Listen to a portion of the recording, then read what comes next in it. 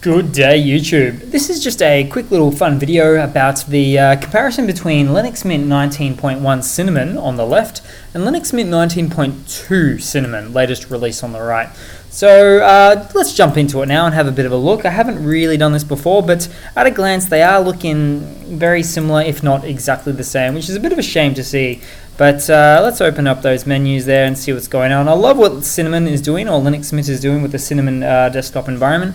Very Windows-esque or Mac-esque-ish these days, or Windows 10 you could say.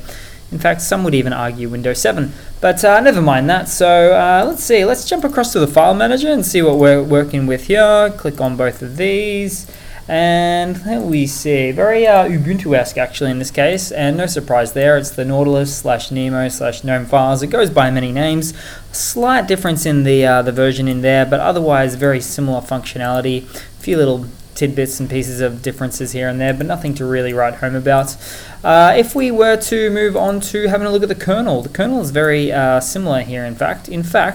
The latest release one hasn't even been updated there. If I were to do a sudo apt update, sudo apt upgrade, I know that the kernels are very similar from previous distributions, but there is very little difference in the kernels essentially there. So basically Linux Mint runs its kernel off a long-term service release of Ubuntu, which means that it's just running off an older, more stable kernel, but not normally ideal for the latest and greatest of hardware, particularly AMD, which I've had my own fair share of issues with there in the past.